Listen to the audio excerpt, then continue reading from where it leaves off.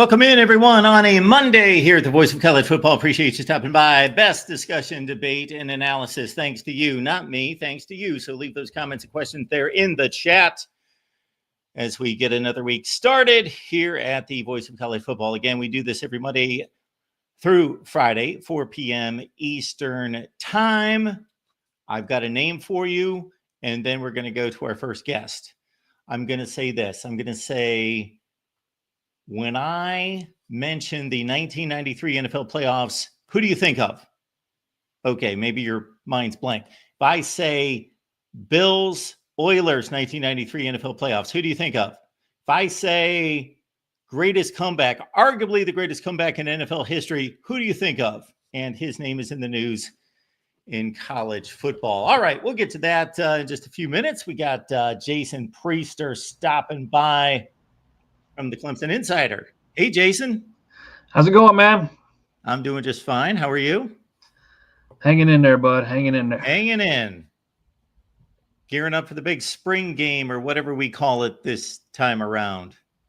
Yeah, I'm not even sure what it's going to be this time around. I'm kind of anxious to see. You know, they've had so many guys banged up this spring that were recovering from procedures from last season. They didn't, there were a lot of guys in yellow when the spring started, and then you get your regular accumulation of guys getting banged up and held up throughout the spring. I will see what they have. Dabo's talked about, it being different this year. Talking about doing some 7-on-7 and some good on good, and maybe into a scrimmage. So we'll see what happens.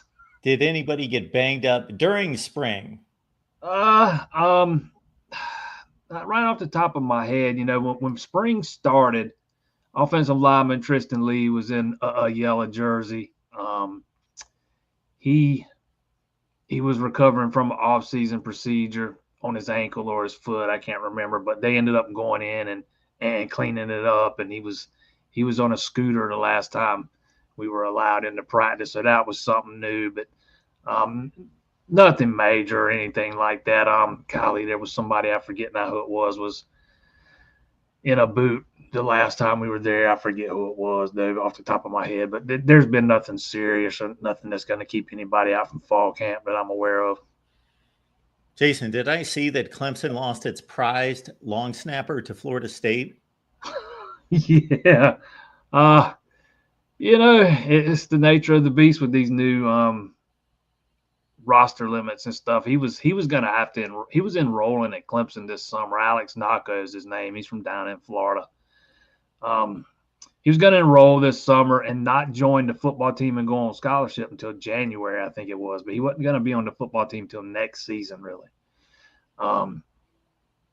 So Florida State offers him a spot on the team this year. He's got a scholarship that's going to pay for his tuition this year that's available in the state of Florida because he lives there and is great. So, I mean, it's something that makes a lot of sense to him, man. He's a kid I've had conversations with several in the past year or so, and I'm sure if in a perfect world, if he could have went to Clemson, that's where he would have went because he turned down some PWO offers to go to Clemson and not play this year, and he was going to serve in some kind of student assistant role or something like that. But the fact that he's not going to have to pay anything out of pocket this year and join the team in Florida State, for this season, I think that was too much of an opportunity for him to pass up. What I've noticed in recent years, Jason, of course, with the spring game, with all these teams across the country, we think of that as being the final day of spring practice. You have spring practice, then you obviously have a game, and that's it.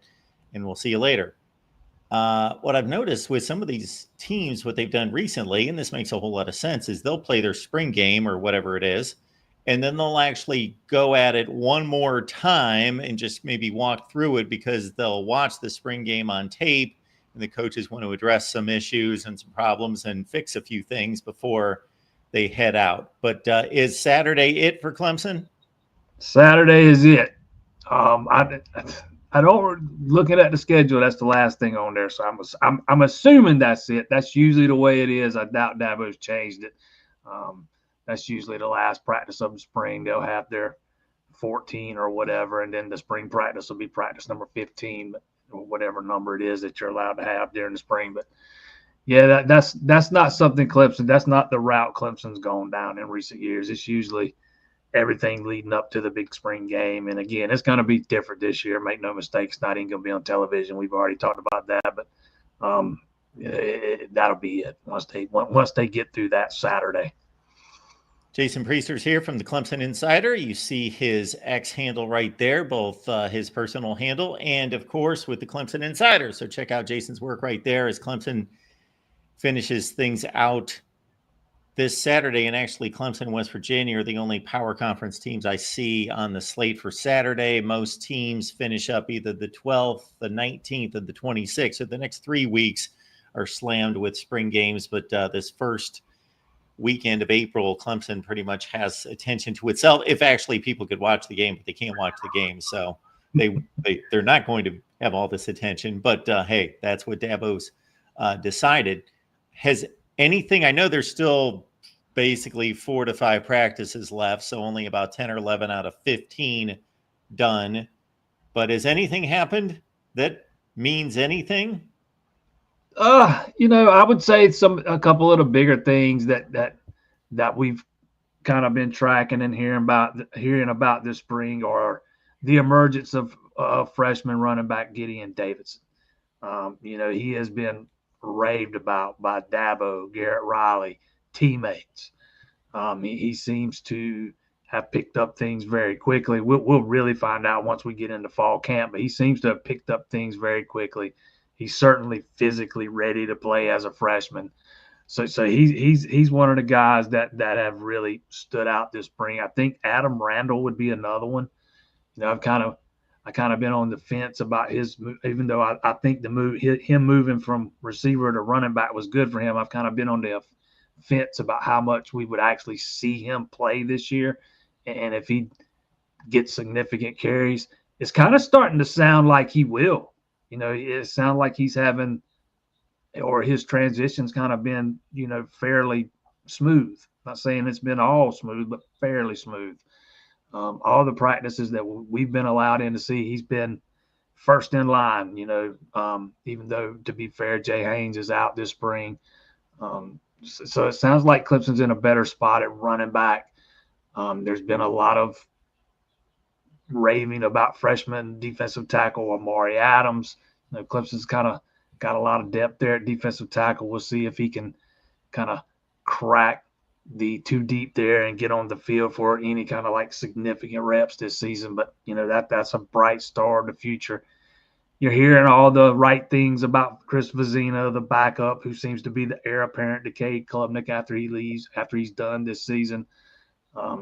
Still got to see it, but you're at least hearing the right things, and we're hearing all the right things about the wide receiver room. It's kind of been down the last several years, kind of took a step back up last year with those freshmen, Bryant Wesco and TJ Moore. Now you get Tyler Brown back healthy. Antonio Williams kind of putting off the NFL for a year and coming back. What was a huge bump to that group. So Klubnik's got a lot of talent to work with when it comes to the pass catchers. I know you lose Jake Brenningstool, but you have Christian Betancourt who redshirted last year and looks like he's going to be a really good tight end for Clemson, and Olsen Pat Henry, who's kind of gotten his feet wet the past couple of years. And there's a freshman, Logan Brooken, who they've been saying all the right things about too. We'll see if he can avoid a red shirt this year. He certainly looks the part already. But probably the biggest thing is Tom Allen's impact on the defense. It's like it's any player that gets asked about it in post-practice interviews, any recruit you talk to who's visited this spring, they say you can tell it just the vibe in that defensive room or on the defensive side of the field is just different. He's routinely heard telling players in practice that we're going to be the best tackling team in the country. That's an area they did not excel in a year ago. He's already, Peter Woods was talking the other day about how, I might come into practice and maybe I'm not in the right mindset. I'm not having a good day or whatever. And I look over and I see Tom Allen. He's headbutting Wade Woodaz. And I know I better get in the right mindset now, because he's going to bring it each and every day. And when you got that kind of energy level coming from the top, it kind of resonates down, I would say. But to me, that would probably be the biggest thing. He's got that group refocused on fundamentals and the details, and he's not trying to overload them. I think that was one of the things last year with Wes Goodwin, that he was maybe overloading them with scheme and some of the fundamental stuff, and the minor details got lost in all that. But Tom Allen seems to be taking the opposite approach. He's kind of simplified it down a lot, and they're spending a lot more time focusing on the fundamentals, which this team was not good at defensively last year. Well, Jason, you're telling us that Peter Woods is going to possibly change his mindset. That apparently applies to nutrition too. I don't know if he doesn't like what he sees on the scale, or he doesn't like how he looks in the mirror, or he thinks he can be better if he's a little lighter. First practice we got to go into this spring, first thing I said to one of my colleagues was, man, Peter Woods looks like he slimmed down some. And, when he met with the media, I think it was Saturday, he was asked about that. And he said he got up to 330 something last year, which is, I would say, and he even said it, it's probably a little too heavy for him. And he didn't look quite as quick. He didn't look quite as agile. So he says he said he dropped 15 real pounds, about 20 pounds. So take that however you want to take it. But man, he looks different. He looks slimmed down some. This is kind of his money year, right? He's your junior year. If you're not wanting to stay in college 4 years, this is your money year, so you better make the most of it. And he said he didn't do a whole lot of different things with his diet. He said we'd probably be surprised if we knew all the details. It was just some little things like maybe not eating late at night and let it sitting on you all night long, because when you eat right before you go to bed, your body doesn't have time to metabolize it and stuff. It was just little things like that. But whatever he's done, it's worked. He's probably in the best shape he's been in since he's been at Clemson. Our guy 5 Adam is looking for a update on the offensive line. Hey, man, it's kind of still a mash unit right now. Walker Parks has been out all spring. Tristan Lee's been out all spring. You still got to find that fourth guy, that fifth starter, because they got 4 starters return. You still got to find that fifth guy to replace Marcus Tate there. He played left guard last year. I would probably pencil in Colin Sadler there, but when you see how much improvement this group made last year in year one under Matt Luke, you got to think there's going to be more coming in year 2, because usually the biggest jump when you're talking about players and stuff is between year 1 and year 2. And although they were vastly improved last year, there was certainly still more room for improvement.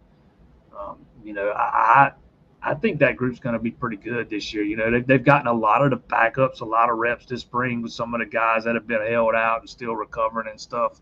A lot of the freshmen have been getting reps. Garrett Riley really talked up some of those guys the other day. Gavin Blanchard and Easton Ware, and particularly Braden Jacobs, who Dabo Sweeney said might be the best tackle he's ever signed. So the future definitely looks bright there, especially when you start looking at some of the guys they got committed right now for 2026. But with all the experience that they got coming back, this should be a really – I'm not saying it's going to be the best offensive line in the country or one of the best in the country, but they should be good up front. It might be one of their better groups that we've seen up front, or it should be one of the better ones we've seen in several years now. They just got a lot of guys coming back that have played a lot of games, and I think that's going to pay off for them. Jason, what's the latest on the recruiting front? They just picked up a commitment Saturday, a surprise one at that. I was not expecting it. Defensive tackle Cameron Cody picked up an offer earlier this year. During the contact period, I think when Nick Eason went and visited him at his high school, if I'm remembering right, he returned and he came to campus in March for the elite retreat. The first time he had been on campus in a long time, I think since the 8th or 9th grade or something. When that time he came for a basketball camp, but he's probably, you got it right here. I was going to say he's not one of the higher rated guys in the class. But when it comes to defensive tackles, man, I kind of look at them in the same vein I look at the cornerbacks. whoever they decide to take at defensive tackle, I'm generally going to give them the benefit of the doubt because they've done so well at developing those guys. Even some of the diamonds, they've been so good at, kind of detecting some of those diamonds in the rough. Same way we might read at cornerback. They took a guy like this last class and Makai Williams-Lee, and I think he's going to be really good. And I think the same thing about this guy. He's 6'2", man. He's 285 pounds, so he's not one of the taller or heaviest defensive tackle prospects in the country, but they think there's a lot to work with here, and they think they can develop him into a really good player. All right, Jason, we appreciate you stopping by. Have a good time there at the spring game and whatever they're calling it, and we're going to rely on you to tell us what happened because we're not going to be able to watch it. They are going to turn it into a 1-hour special. I don't know if it's only going to air on the Clemson Plus thing or if they'll air it anywhere else. We'll see, but I'm kind of anxious to get up there and see what this thing turns into because it's going to be different than what we're accustomed to. Absolutely. Very good. All right, Jason, you have yourself a good week. Always appreciate seeing you and getting the breakdown. Appreciate it, my friend. Jason Priester, you see his handle right there from X and the Clemson Insider. So lock it in with Jason for Clemson football. And in particular, again, wanted to get a last check-in on the Clemson Tigers because they've got the spring game coming up on Saturday. Clemson, West Virginia, the only two teams that have spring games, in quotes, on this first weekend of April. Then everybody else kicks in on the 12th, the 19th, and the 26th. All right. I teased off the top, but we're going to keep that tease in play because we do have a call coming in from our buddy Kaden. Kaden, how you doing today? Good afternoon or good evening, whatever time anybody's watching this, Mark. How you doing? It's been a minute.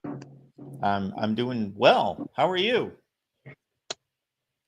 Decent, but not impressed, honestly, with Clemson. Okay. Now, listen, Jason, if you're listening to this, let me just be perfectly clear.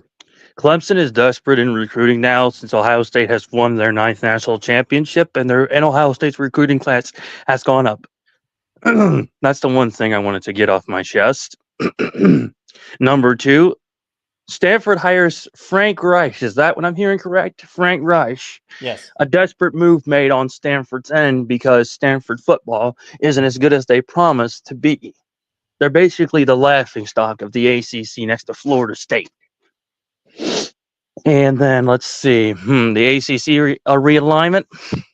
I think it was kind of a necessary. I think it was a kind of a necessary move on the ACC's, part of the commission, since they manage, people out in Cal, Stanford, the teams that they just acquired, out west from the Pac-12's breakdown. But let me just remind Clemson fans this in particular.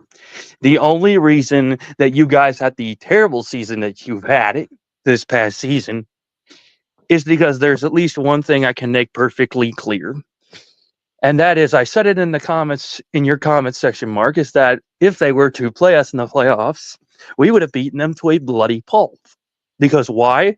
Number 1, Ohio State's defense, one of the best defenses in the country. Number 2, Jeremiah Smith is a speed demon of a receiver. And Carnell Tate, well, he's the next Calvin Johnson. You can disagree with me on that, but to each his own. But let's get to this next season, Mark, shall we? Since we're talking college football tonight. You know what? I said this last night, talking to somebody in particular. They asked me, Kaden, how do you feel about college football this year in particular? I said, you know what? I want to be completely honest with you. College football this year is going to be really stout. And the reason I say that is not just because my Ohio State Buckeyes are now the national champions, and now they've got, I'd say, now going on further, one of the more developed defenses in the country to even be more dangerous than what I hoped it would be, but that's just my opinion. All right. Well, you do know that it's highly unlikely that Ohio State and Clemson are going to play next season. It could happen, but it's highly unlikely. Yeah, and then I made this case about Notre Dame is that as long as they don't win against Ohio State for the next 5, maybe 4 or 5 years, Marcus Freeman is going to get fired for not beating the team that he literally just came from. He's an alma mater to. And soon You enough, think he's going to get that's gonna fired. be Notre Dame's standard for assessing Marcus Freeman? Because he's lost 3 times already to Ohio State. Yes. And now if he loses, 4 more years in a row, 4 years in a row to Ohio State again, they're going to fire him. And that's 100% fact, is that they can't get over that home because Ohio State is a better team. Notre Dame can claim the excuses that their team wasn't healthy, that they weren't in this type of condition. Well, let me just say this to Notre Dame fans. You always have to be ready, especially to play Ohio State in the playoffs, because it's necessary, because it matters. You either win that national championship or you lose that national championship. And let me note, Ohio State is the number 1 defense in the Big Ten and also the number 1 defense in the country. And then also Ohio State is a better team with the more. And now that Matt Patricia is now our defensive coordinator, our defense is really going to go back to where I said it before to Coach Day, and I said it to Coach Hartline, and I said it to even Coach Laurinaitis. I wanted to bring back the same energy to Ohio State that Coach Tressel set the tone with. Aggressive, hard-nosed defense, beating people until, beat them by like 55-0, 62-0.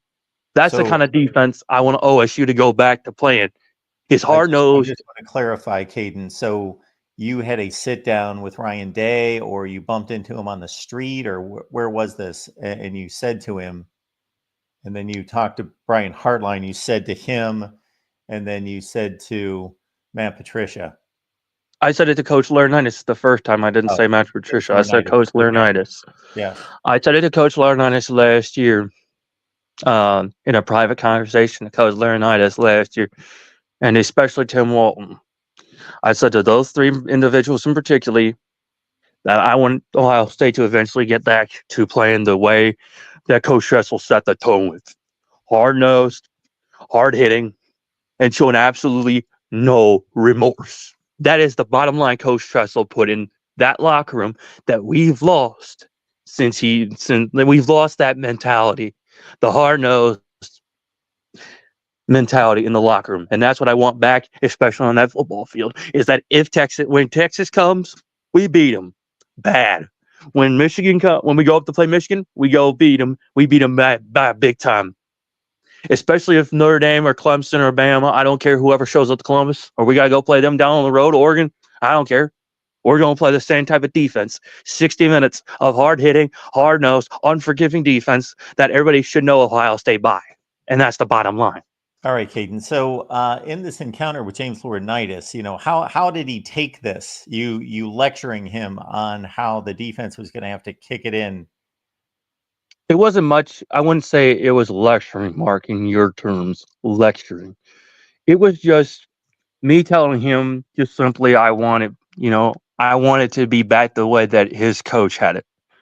Because that's the standard at Ohio. That was the standard at Ohio State for the longest period of time. But also that's the way I played high school football, and the way I played football in high school, middle school. Sure. Well, is hard-nosed, unforgiving. What I'm going to take away from this particular live stream, regardless of what else is said or done, is that we now know who Ohio State fans can thank for the national championship, and specifically for this defensive performance that was so amazing this year. That we have you to thank. I did not realize that, Kaden. You didn't have to thank me, Mark. It was just something I knew from the beginning. And something I knew as a former D2 division player. I think Buckeye Nation is going to be completely indebted now that they know the truth, that you look James Laurinaitis in the face and you lay down the law. I wouldn't say lay down the law. I would just say remind My him word. of what Ohio State was, Don't be, how superior this program was, and how not be superior the humble. defense was. Okay, let's, I said I put in the term lay down the law because I didn't want your humility to take over here. I want you to tell it like it is. That wasn't humility, Mark. Well, it's That wasn't humility humility. after this amazing confrontation you had with the Ohio State coaching staff to get this team ready for the 2024 championship run. I would say that takes great humility out of you not to take so much credit for that. Well, also, it was just something I learned for a long time, Mark, and I don't tell nobody my secret. Okay. You have to understand that, sir. But also, you have to understand, I've been in their shoes before. I laced up a pair of cleats every single Friday night against rivals, against our regular scheduled opponents, and I didn't care who it was. We went out there and played them, and we didn't care who it was, whenever the hell it was. If it was at home, on the road, we went and got the job done. The way to get it done is to get the job done. If you I don't put get on my that best job poker done, face for as long as I possibly could. I did my best. Now well, we've reached just an utter stratosphere of ludicrous nature. So ludicrous. yeah, Ludicrous, really, Mark? You're saying that I'm the one full of ludicrous? You gotta be I kidding think me. I've told you that before. Yeah, So you've mentioned me full of ludicrous comments, but you know yeah, what?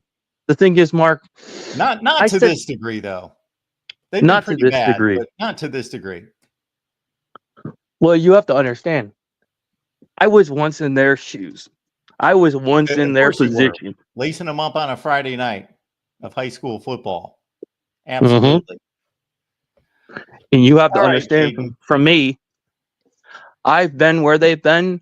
I've Yes, been you through have. injuries. I've literally been in the hospital room of my other teammates who I go to work with on their family farm That every was a single sight to freaking day, see.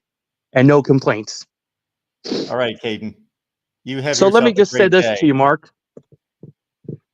There was something else I wanted to mention to you. Kaden, you go If back to you, talking to yourself now. All right. I'm not talking to Have a myself, nice Mark. I'm day. talking. I have to protect my brain cells after a while. That's what it comes down to. It's just pure preventative measure at some point. To some degree, I just have to make a call that I only have so many brain cells left. So I have to prevent any more damage. And to all of you, I'm looking out for all of you. So for as much as we would have loved to have heard more and more about Caden's confrontation with Ryan Day, James Laurinaitis, and Brian Hartline, how he whipped them into shape for this championship run from Ohio State. Wow, he needs to write a book. I wrote a book, but man, does not compare to that type of occurrence.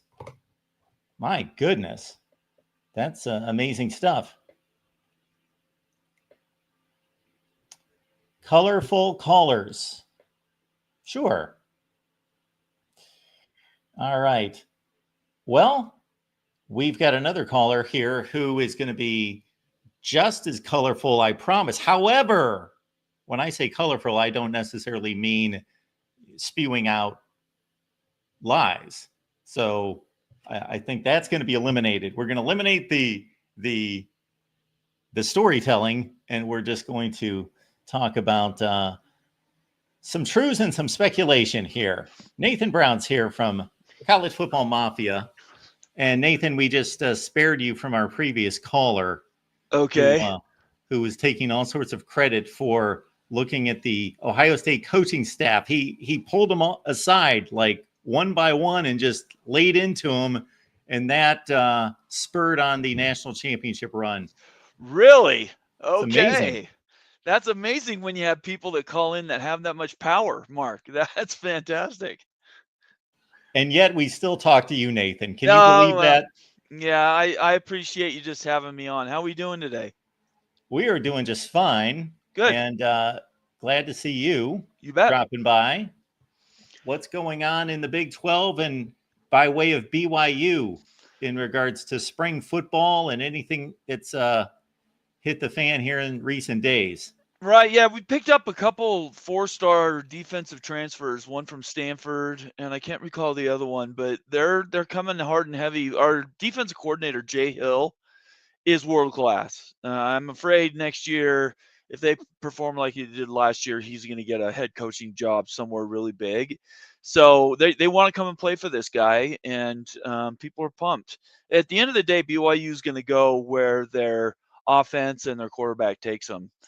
Jake Retzlaff has certain limitations, and he needs to work on them in the offseason. But I think BYU is going to be okay going into this fall. Somebody has started to tear up the street or something outside, so hopefully that's okay. Hopefully that's not noticeable on the mic here. Yeah, I can't hear it. So very good. That's all right. That's good to know. Folks, we got Nathan Brown here from College Football Mafia, so you can catch this show and the entire channel there right here on YouTube. Yes. You know when the next show is, Nathan?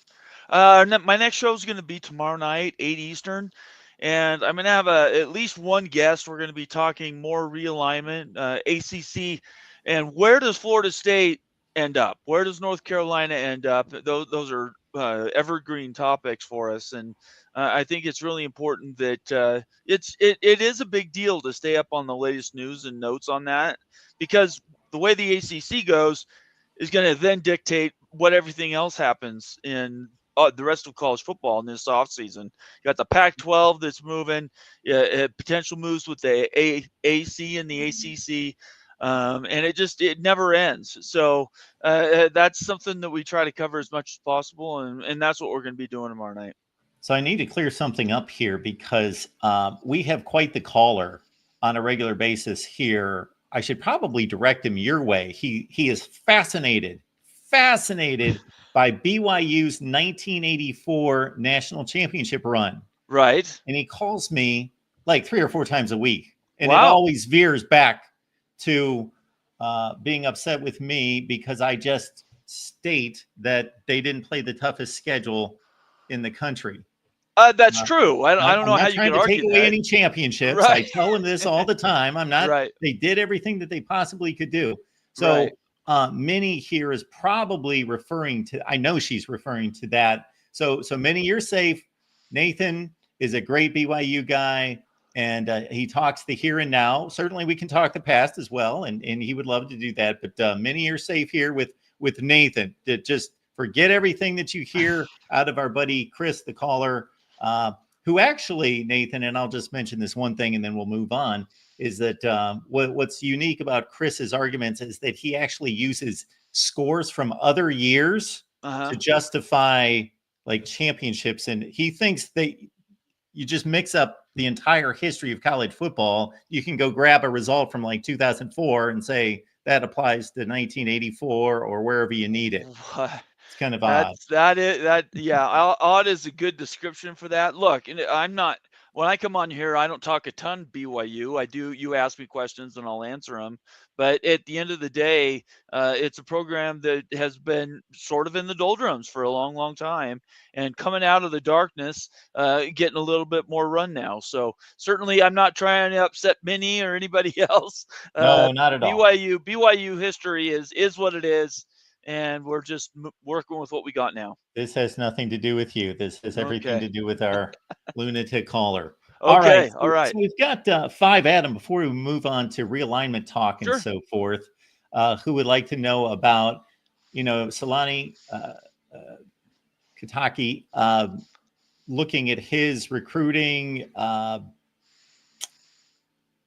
approach, what he does versus what BYU coaches have done in the past. And 5 Adam is bringing up Texas. Does BYU recruit there? Just kind of your overall assessment of BYU's recruiting approach. I think BYU's certainly got better since they joined the Big 12. At the end of the day, Texas is a huge recruiting ground. So is Florida. I think that's part of the reason why we brought in UCF to the Big 12. So BYU does just fine. Everybody knows we're a little unique. We do defer to member type players. It's easier to bring them in. It's holistic. It has to do with their history and the faith and church that they belong to. But it's certainly not. If you looked at our basketball team that just went to the Sweet 16, there's not a lot of LDS people on that team. So we bring people in, and it's more culture, it's more family. I know you'll hear the 1, 2, 3 family and a hut once you get a coach as they break a huddle or something like this. BYU is not like that. When we're talking culture and family, it's like it's holistic from the inside. And if you don't like that, if that's not something you're into, you want to go play football somewhere else because they don't touch on those things, that's totally cool. There's no rule or regulation that says you have to do that. But I would say this: Kalani is probably one of the most straightforward coaches you're going to find. It's certainly in college football. He will tell you how it is, and you either like what they're doing or you don't. And that's been his recruiting strategy, is what I would say. I don't know if you noticed, Nathan, but I don't know if you've ever experienced this with a name that you've known for years and years and years, but I haven't said it maybe in 2 months, and I like hesitated when I was saying Kalani Sitake. I was That's okay. I almost had like this brain freeze in regards to, I know who this guy is. Why am I having to process his name in my head for a second here? It's pretty. I do it all the time, so it's not a big deal. I tell you what, you have to deal with Polynesian names. If you're a BYU or even a sports fan in the Mountain West, you have to know those Polynesian names and how to say them and describe them. We all appreciate you being here at the Voice of College Football. We do this each and every day, Monday through Friday, 4 p.m. Eastern time. So have a good time there in the chat. And I see a lot of familiar names in the chat. Go have a good time, of course. Leave those comments and questions and start now. So put your thinking caps on, everyone, because Nathan and I are going to discuss the possibilities that exist in the ACC. And so, Nathan, has there been anything that's happened in the last few weeks? We've seen you maybe 2 to 3 weeks ago that causes you to lean in any particular direction involving these top-notch schools. Last week, Florida State came out and they said that they're building or basically going to be purchasing a medical facility there that's supposed to be helping them build up their research and development. That's one of the things that the Big Ten really, as you know more than I do, the Big Ten really leans into what those what the research and development type things the universities really lean into, like AAU certification. For them to be inviting you to the club, you have to do those research things. And so that's what Florida State's starting on that road to say, hey, look at us. We'd like to be considered for the Big Ten. But I don't think, unless something was to change and we got a big announcement of some sort in July or August, I would be surprised if we hear anything for the 26-27 timeframe. If anything, right now, I think everybody's shooting for 27-28. And that's roughly the 27-month time period that it takes to get out of a conference and then to move to a new one. These things take time, and the transitions take a long time to sort out. You have to get all the organizational stuff taken care of. I know BYU just went through this, and they're a private school. They basically could do turnkey with everything they own, but it still took a lot of effort to get into the Big 12 and everything that happens that way. So I think Florida State. Now, North Carolina is the other one that's sort of been the hot button. They are pushing extremely hard from an administration standpoint to be the one that is picked next. They may be. I don't have any indication that's not going to happen, but I do have some concerns. Their football viewership is not fantastic. It was 6th or 7th in the ACC over the last 5 years. That's not screaming. Georgia Tech came in at number 4. Which is, we're talking hundreds of millions of viewers, and that affects what your value is if you're going to be moving from one conference to another. So I think they got some stuff to get done if they're going to be the first ones picked. Hey, Nathan, back to this research center being built and developed there at Florida State. Do you have any idea as to whether the football approach, the football goal, had anything to do with that? And I guess if it gets built, it doesn't matter. The only reason I'm asking that is, would a university go to that length to make a move that would affect the academics? I believe it does. Yeah, I think they want to. I put it this way: when Miami got AAU, that was a tip of the hat towards working with Notre Dame. Notre Dame, they do a lot of the similar things that Miami does. And in that way, they could be immediately turnkey and taken into a conference like the Big Ten. The SEC doesn't care about that. The SEC is not looking for research dollars. They don't want you to bring in a massive endowment and then throw it in. You add your personal educational processes to what is the academic alliance that the Big Ten has. I can't remember the name of that, but they share all this medical and research information back and forth between them. And it's one of the largest organizations of that type in the world. So I do believe it makes a difference. Now, is that the only reason? Could you draw a straight line from purchasing or incorporating this medical center and get it directly lined to the Big Ten? I don't know if we could draw a direct line to do that, but I can say if they're not doing it, it's not helping them at all. So them at least starting down that road could give them another leg to move up and get over to the Big Ten.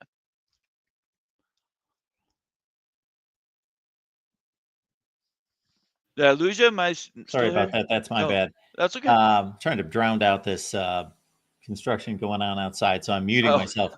That would be the AAU that the Big Ten's schools are affiliated with, and I Right. I can't remember the acronym words. Yeah, I would have to look. anyway. I would have to look it up. Big Ten. I've only seen it about 1,400 times in my life. I but know don't that remember it. Big Ten Academic Alliance is what it's called, and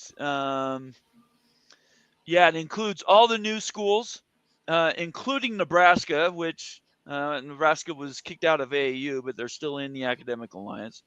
And it's a huge deal because there are some schools that aren't even participating in athletics that are a part of that. I believe Johns Hopkins is one of the schools. I don't have the full list here in front of me, but I know it matters quite a bit to those different universities to be included in that group.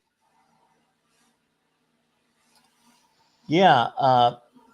Rock and Rant brings up the hiring of Frank Reich at Stanford as interim head coach for 2025. And of course, Frank Reich is a qualified NFL head coach, Yes, let alone sure. for Stanford. So you can take this one on, Nathan, or I was going to segue it into a larger discussion, which is schools making different decisions than they normally would about coaches, about schedules, about all sorts of things. We just brought up the Florida State situation because they're trying to position themselves for a better conference situation going forward. Oh, I think Stanford's definitely doing that. Bringing Andrew Luck in and saying basically get us to where we want to be. I think Stanford's on that roll now. They're now spending money. They've created now an NIL organization that they weren't really using before to bring in and keep and retain the best athletes that they can possibly bring in. Frank Reich, from what I understand, that's a 1-year rental, right? He's getting a 1-year term to go in and either prove that he could be the coach full-time, or we'll buy them the time that Andrew Luck needs to actually find the next coach, the 2026 coach at Stanford. And I have absolutely no doubt in my mind that all the decisions that Stanford's making are built around not staying in the ACC. They can see the writing on the wall. They can see the ACC's now on a timer, roughly 2030, and they want to put themselves in a better position to be accepted someplace. At the end of the day, they're going to need some help to get into an organization like the Big Ten. But let's assume that Stanford in the next 3 years wins the ACC twice and really just blows the doors off their basketball recruiting. And they go out and they make a Sweet 16 or two. If that was to happen in 2 or 3 years, how much more attractive would they be to a Big Ten? I would argue it would be very attractive. So they have to be thinking long term. These are not decisions or actions that are for the short term at all. At the time that this all started to fall apart and realign, starting with Oklahoma, Texas, then USC, UCLA, I certainly put together a number of models that included Stanford going to the Big Ten. Right. I know that the football team is a joke and the program has been a joke with three consecutive 3-9 seasons and all of that. But all you have to do is rewind 10 years. Yep. And you're looking at one of the best football programs in the country for a good 7 to 8 year run. Yeah.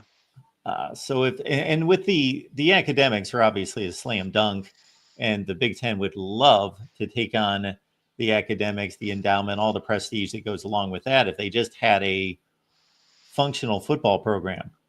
I think there's that. There's also this idea that Stanford doesn't necessarily want to share all their academic alliance information, that they have their own in California. They're part of their own system, and there is talk about them, how those two could work together. But at this point now, we're at a point where the consolidation is happening. It's real. It's not going away. We're not bringing in more power conferences. In fact, there'll probably be less over the next 10 to 15 years. In that case, if Stanford has to make a decision, they're either going to invest the money that it takes to build up the facilities, increase their coaching capability, pay the most they can in NIL and profit sharing, to all these things that players now look for.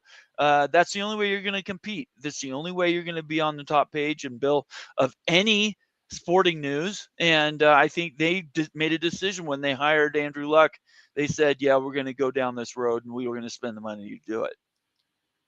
Our guy 5 Adam, basically, if I can find the comment again, he's basically looking at this situation with Florida State and joining another conference as a fan. And Right. That's fine. You are a fan. Yep. But let's understand the dollars and cents just make no sense for Florida State to join the Big 12 unless they have to. Yes, right. Right. And that's they're forced to. And for some reason, the Big Ten and the SEC say, no, not at this time. We're going to go for another 10 years before we do another reorganization. That could happen. It's not out of the realm of reason that it could happen. There are schools that you could point to that say they're higher on the list. Georgia Tech, from an academic standpoint, is near the top of any list that you could bring in for just academics, right? And they're spending money to make their athletics just as good, certainly in football. I think you could say that for several schools in the ACC, Stanford, Cal being another two. At the end of the day, these guys want to go to it's a club, everybody. Everybody wants to be considered at the top table. And right now that club is 2. It's the SEC and the Big Ten. And I don't think that is going to be changing anytime soon. What is the best case scenario for the Big 12? Because 5 Adam does bring it up that, there was a time here in the last 12 to 15 months where it looked much more favorable for a Florida State to join the Big Ten or the SEC. That's Right. what they were certainly pushing for. I think most of us felt as though, wow, when a conference and 2 of its marquee programs go to court and there are lawsuits flying back and forth, that's probably going to be the result. They're gone. But they mended ways, at least for the time being. And we heard some reports, and you are so much further ahead on this than I am. But I remember producing a video off of some reports that were communicated by probably Ross Dellinger and others regarding what anonymous administrators and athletic directors in the Big Ten were saying about Florida State. And it wasn't too favorable. Right. And so Yeah. maybe the Big 12 can somehow catch 1 or 2 of these powers and make it a much more interesting college football landscape. Hey, look, if you're talking about best friends that might be available, if everything fell the way I wanted it to, you could go to a whiteboard and draw out a strategy where you have the Big Ten picking up 2 schools, Notre Dame and Stanford. Then you have the SEC pick up 4 schools, North Carolina State, Virginia, and Virginia Tech. That would leave the best football brands, ironically, left out, and they're not going to stay in a rump ACC. So they really have 2 choices. They can take what they have and try to rebuild, cobble together a 9-10 team league that includes some Big 12 teams, and say, this is what we can sell to CBS, and we're going to make X amount of dollars, and that's more than the current Big 12 could offer. That's what's going to end up happening. Either it's going to be one or the other. Either the Big 10 is going to go to, the Big 12 is going to go to 20, and all three of the big conferences are going to be now at 20 schools. So you have 60 schools in three conferences. Or you're going to have a fourth conference still together, which would be a reformed ACC that has, like I said, 8 to 10 schools in it. And that's the best 8 to 2 brands that are still available. And you're still looking at 4 power leagues. Got 120 people watching, but you're scattered all over the place. We would love to have you on YouTube where you can participate in the comments section in the chat. So we love it that we're reaching people on Twitter and on Facebook, but just keep in mind that you can join us right here on YouTube and subscribe to the Voice of College Football. Of course, check out Nathan's show at College Football Mafia. We'll tell you a little bit more about that in a second, but I was interested in the comment made here by Minnie, not necessarily to us, but she brings up cultural fit. And I'll say it this way, Nathan, and again, then you can take it from here, is that after Texas A&M, Missouri to the SEC and some of the other moves that were made right a decade plus ago, Utah, of course, to the Pac-12 at that point, and Colorado from the Big 12, there still seemed to be geography that made sense and cultural fit that made sense. Now, I'm not going to say that cultural fit doesn't matter anymore, but man, it's been reduced 90% over what it used to mean. And by cultural fit, you almost consider that to be more of, the heavy hitters just kind of, staying in the same club rather than what I would have considered a cultural fit years ago, which was more about geography, styles of play, like academic institutions, those sorts of things. Well, certainly that's what the Pac-12 was built on, right? The Pac-12 was built on exactly all the ideals you just elucidated, and yet they were tied to a single region. And modern day football is played coast to coast. And the Pac-12 refused to do a merge with the ACC. They could have done that. They refused to move east by picking up the best brands out of the Big 12. And they said, we're going to stay in our silo because we know we're that good and we're just better than everybody else. And you guys have to play in the Rose Bowl at least once a year. So we're just going to sit in our silo and we'll be fine. Well, it didn't work out that way. And now you have to have coast to coast conferences unless you're the SEC. And everybody needs to play big. And so I think the cultural fit thing is still real.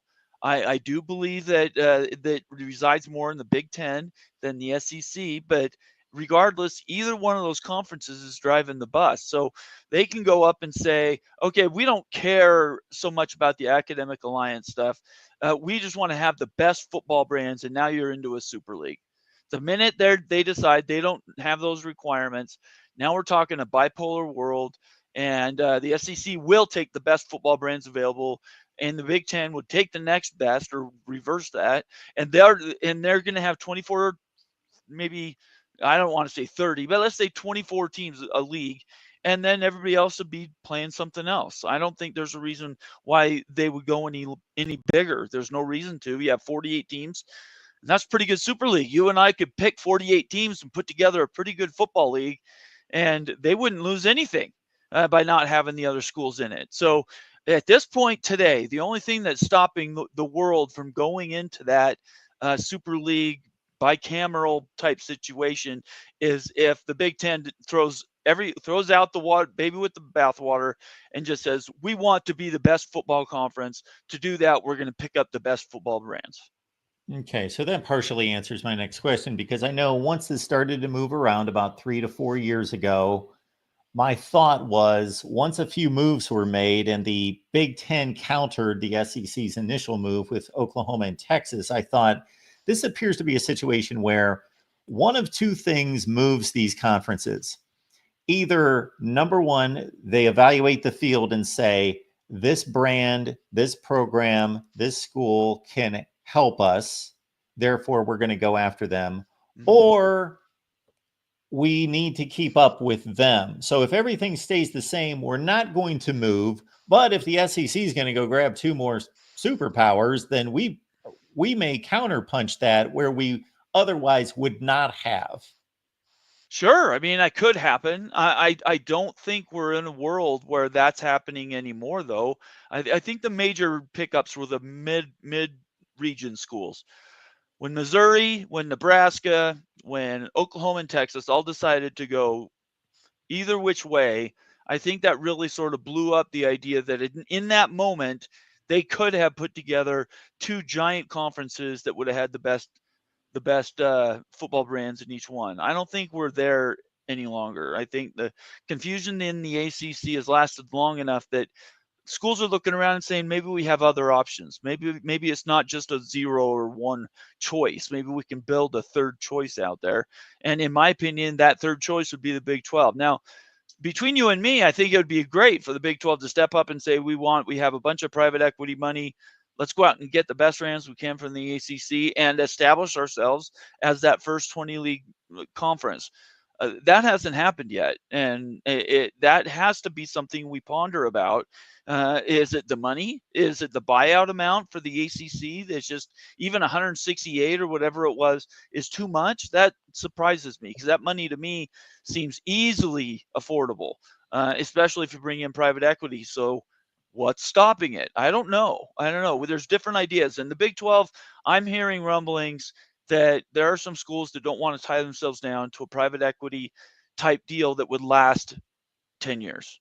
They don't want to be stuck in the Big 12, which is a lot different than being stuck in by the gore. Everybody needs to understand if a conference brings in private equity, they will hold your feet to you're not leaving.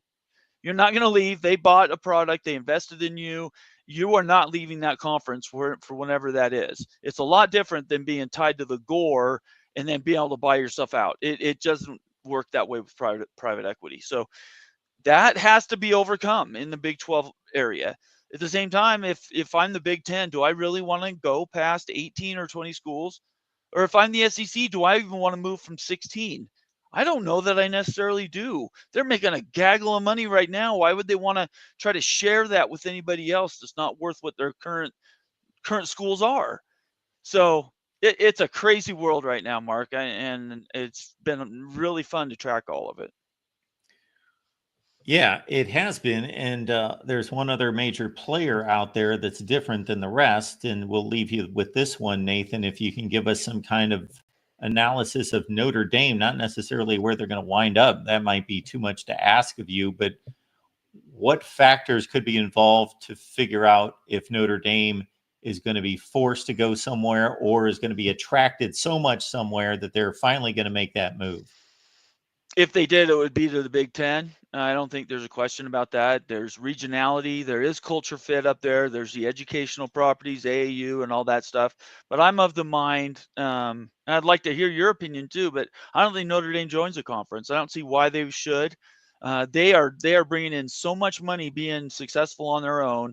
They don't have to share it with anybody. They get to drive all of their own TV stuff, so they can dictate the games they play. They're always on national television. I cannot think of a reason why Notre Dame would join a conference. Exactly. So me personally, as a football fan, and me as somebody who wants the best for the game of college football, believes that Notre Dame should be in a conference, but I don't blame Notre Dame. Notre Dame's acting in its own best interest, much like the conferences themselves. They don't all do what's best for college. Of course, they're not doing what's best for college football. They're doing what's best for their own conference. And that's the biggest overall issue in this sport, is that there's no one to act on behalf of the sport. Right. There's no czar, right? We need a czar, and we need to dragoon Bob Thompson out of retirement and have him come in and just tell everybody what to do and manage it from a very top-down collective type point. I don't know that we're ever going to get to that, though. There's so many people involved in college athletics. I find it hard to believe we're going to ever get that unifying, especially in college football. Nathan Brown, he's with College Football Mafia. It's right here on YouTube. They're getting together on a Tuesday night. What time is that? 8 p.m. Eastern. I'll post if everybody just follows me on Twitter, I do post the show links there. And tomorrow we'll be talking more realignment. And then We follow you guys' trends. So if there's stories you guys want us to track down, send me a message on Twitter, send me a DM, and let's get into it, because I've got a really intelligent team that does a bunch of good work. And if there's a story out there that you have questions about, let us know and we'll do it. All right, Nathan. Great to see you. It's have a great great to see you. rest of your Monday. All right. You have a great week, Mark. We'll talk to you soon. Sounds good. Good stuff from Nathan Brown. And we're going to move on to our next topic. Let's keep in mind that we're here Monday through Friday at 4 p.m. Eastern Time. And it's the College Football Show, Monday through Friday, 4 Eastern. You can also listen. If you don't want to stare at me, you can listen to our show each and every day. Not live, but on your favorite audio platform. That would be Amazon, iHeartRadio, Apple, Spotify, all of those available at the Voice of College Football, and you can listen to the show right there. Please like and subscribe. That's an easy thing to do. Doesn't that cost you a penny to like and subscribe? It doesn't cost you a penny also to use the Amazon link in the description section. Of course, Amazon's going to take your money, but you're buying product there anyway, so you might as well use the link that we provide. So grab the Amazon link in the description section of this video and all the videos. And it's one way you can contribute here to the Voice of College Football without spending a penny. So we thank you for that. To the news of the day. And before I go to the news of the day, I teased this off the top. I was having a little fun with your college/NFL football knowledge. So I'm going to try it one more time for those folks who weren't here at the time, but I think there have been enough clues thrown out there that just about anyone would be able to get that. Boy, I have no idea what this involves. Heart to Heart and Love Boat. Yeah, that was Friday night, Saturday night, I believe. Anyway, I certainly don't want to in any way, go back to those days. But hey, I spent many a night watching those programs, but I have no idea what's being talked about there to get us there. Yes, if I mention 1993 NFL playoffs, your mind might be blank. If I say Bills Oilers, that might jar your memory. But if I say arguably the greatest comeback in NFL history, give me a name. Give me a name. Now it's again much easier on this one than it was a few minutes ago because we somewhat talked about him. Yeah, Frank Reich engineered. This just cracks me up from the standpoint of irony in our fine game of football, both NFL and college, that the same quarterback. We're not talking about an all-time great quarterback. It would be one thing if Peyton Manning engineered the two greatest comebacks in the history of each sport, each level of football, or Tom Brady did, or Roger Staubach, or somebody like that. But Frank Reich engineered the greatest comeback. Arguably, I think if you go by the point spread numbers, they are the greatest comebacks in the history of college football in the NFL. And of course, the much more famous one is the college or the NFL one in the 93 playoffs. 35-3 deficit. They come back and win in overtime with Frank Reich taking over for Jim Kelly earlier in the playoffs. And then Kelly came back for the Super Bowl. Maybe they should have had Frank Reich play the Super Bowl. And then, of course, what was it? 9 years earlier, playing for the University of Maryland, trailing Miami 31-0 in the Orange Bowl. Frank Reich engineered that comeback from 31-0 down to win 42-40. Man, he's got a reputation and a legacy like Robert Ory does in the NBA. Mr. Comeback. Well, Mr. Comeback is going to take on yet another challenge in the Stanford football program. This story coming down from Pete Thamel. Stanford has hired veteran NFL coach Frank Reich as the school's interim football coach for the 2025 season. Both sides have agreed it will only be a one-season deal. So this is Frank Reich to the rescue. He needs work. They need a coach. He doesn't necessarily want to stay beyond this year. He probably wants to coach in the pros. Makes sense. They want a competent head coach who's going to stabilize the situation. It works for both sides. Stanford will launch a national search to find a permanent replacement for the fired Troy Taylor. Quote, the unique responsibility to mentor the student athletes in the world to be the absolute best in what they aspire to do is an opportunity I will fully embrace, Reich said. Troy Taylor was fired last week amid findings by two outside firms that he bullied and belittled female athletic staffers. We certainly went on and on about that and the particulars of that the other day, and it's just beyond pathetic. Sought to have an NCAA compliance officer removed after she warned him of rules violations. And again, classless, pathetic, inappropriate, disgusting. All of those things apply. And then beyond that, stupidity. Stupidity to not recognize that I'm a pathetic individual in this world that I live. And I don't agree with these rules and regulations, and I want to be a pig. However, a lot of people are able to refrain and restrain themselves and still act professionally, regardless of what's going on between their ears or elsewhere in their body. But he was not able to do that. Stanford also is promoting tight ends coach Nate Byam to offensive coordinator. Stanford's working on 4 consecutive seasons of 3-9. 3-9, 3-9, 3-9, 3-9. Whew. Another significant move by Stanford general manager Andrew Luck, who is believed to be the only collegiate general manager to have full control of the team's coaching staff. And of course, Luck is a former NFL quarterback. Could have been a great one. Was a great one for a few years. Reich is 63. Coach Luck, yes, during Luck's final NFL season in 2018 and has a strong relationship with him. Quote, I could not be more excited for our coaches, staff, and players, Luck said in a statement. I've experienced firsthand the incredible impact Frank has demonstrated as a leader and have full confidence he is the perfect steward for this season of Stanford football. They did as well as they could.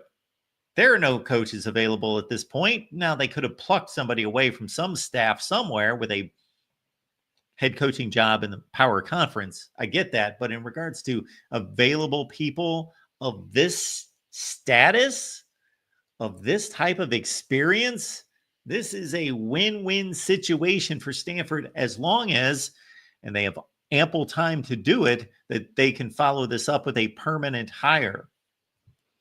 Frank is a teacher, a winner, and a coach of the highest caliber. Frank's values align seamlessly with our vision for this program, and I firmly believe in his ability to maximize the on-field potential with their personal growth. And Reich was fired by the Carolina Panthers. This was in November of 2023, had a 1-10 start that year, becoming the first NFL head coach since the 1970 merger to be fired in back-to-back seasons after his 2022 dismissal from the Indianapolis Colts. Okay. His career record is 41-43, which actually isn't that bad considering he went 1-10 his last year, and his last year with the Colts was obviously dismal. So he got off to a good start in his coaching career, went to 4 Super Bowls. We talked about the great comeback that he led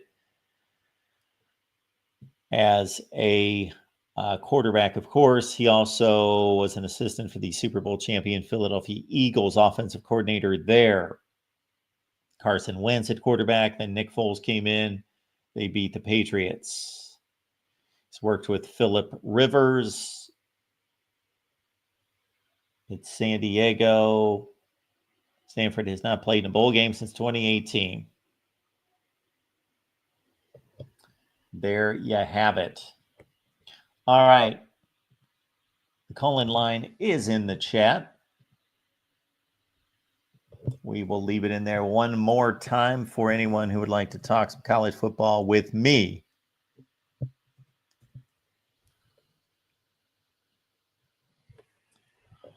Oh, Mr. Christopher Foote is shown up. And we got Edward McCoy's here. Jim, good to see you.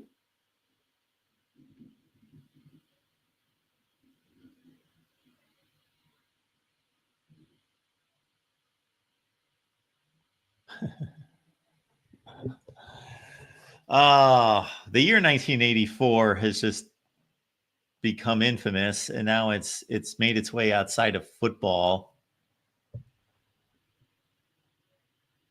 And Marlo Thomas reference, that girl.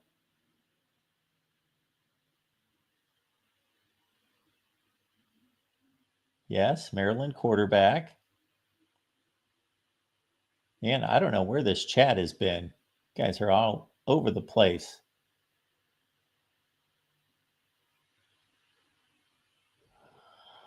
All right, folks. Going once, going twice, going three times at the call-in line. Oh, no.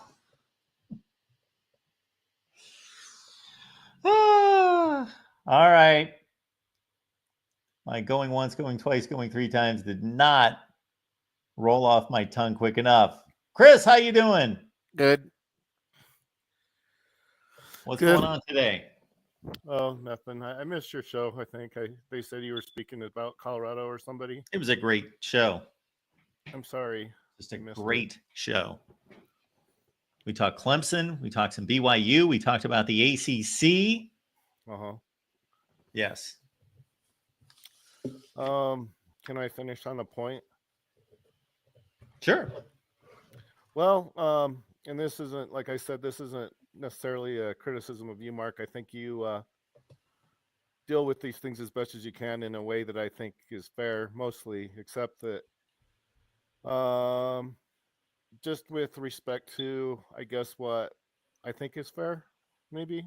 And I'm not going to say there's a direct connection because we're talking a 40-year difference, but when Michigan beat Ohio State this last season, which I know is a different situation because of, the playoffs and whatever else you want to put in there, but there's kind of a parallel there, though, in my opinion. So really, if you decide to, and I'm not going to say it's your decision, but if you decide to punish BYU for things that they couldn't do anything about, you're also kind of at the same time, in my opinion, punishing Ohio State is kind of what it boils down to. Because there's a connection there. And it's not hard to figure out what the connection is, but there's a little bit of irony there, though, if you're going to decide that one team isn't quite up to where they need to be in terms of, you do your, dissection of each season. And you decide for, I guess, is it for yourself? I don't really know. Is you're making a decision, not for everybody else, I guess. But the problem I have with it, though, and this is just, I guess it's from my angle. I did what I consider to be a fair amount of research. I mean, it might not suit what you think is right, but I'm not just throwing things up in the air and seeing what sticks or whatever. I really, as much as I could, went through each season, kind of like what you're doing.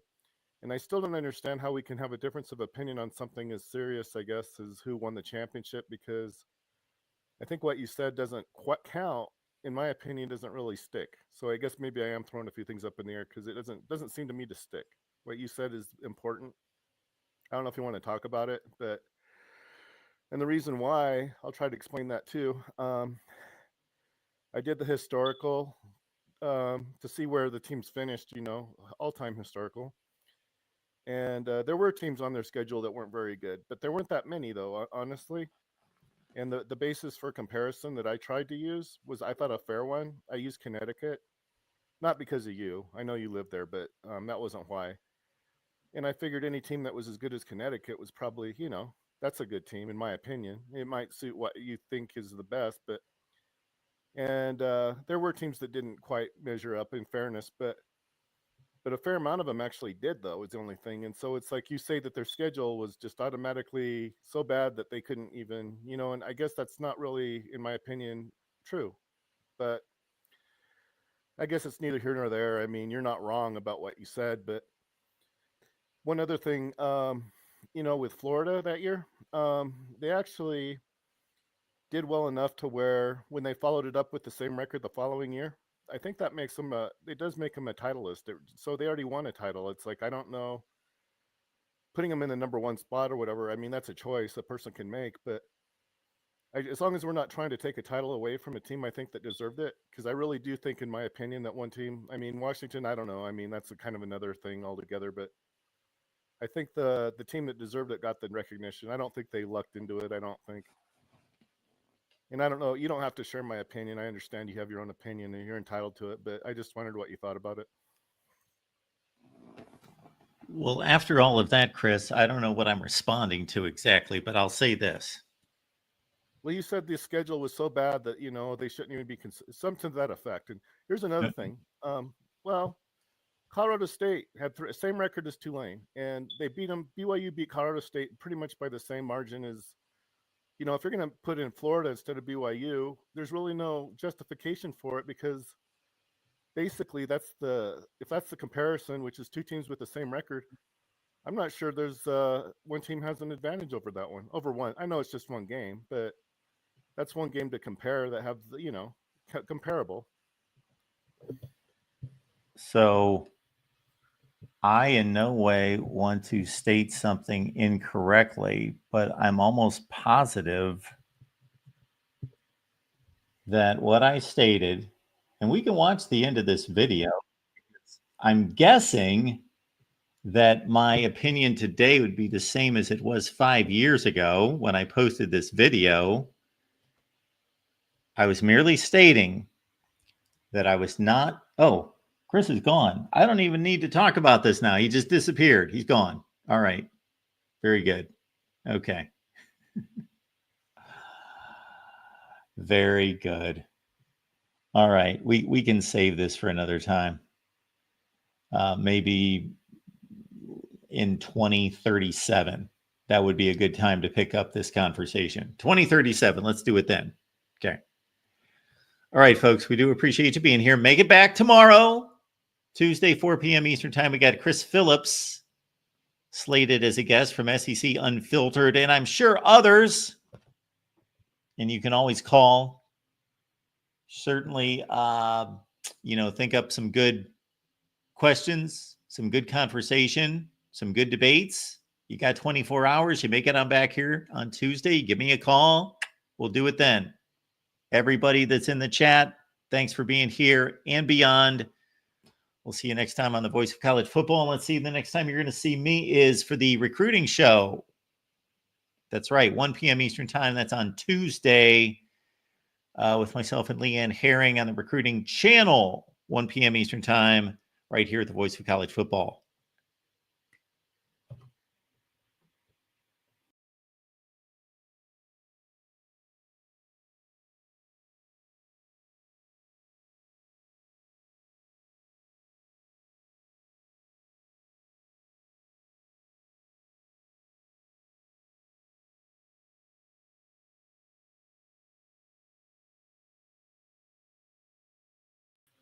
If I remember correctly there, Edward, wouldn't that be Charles Grodin? And maybe he took it from Carson and then he went to Letterman with it. Maybe it was the same shtick and the same tension between those two. I remember it more with Letterman, but you might be right on that one, Edward. And Minnie and others, thank you so much. We appreciate it, and we will see you on Tuesday.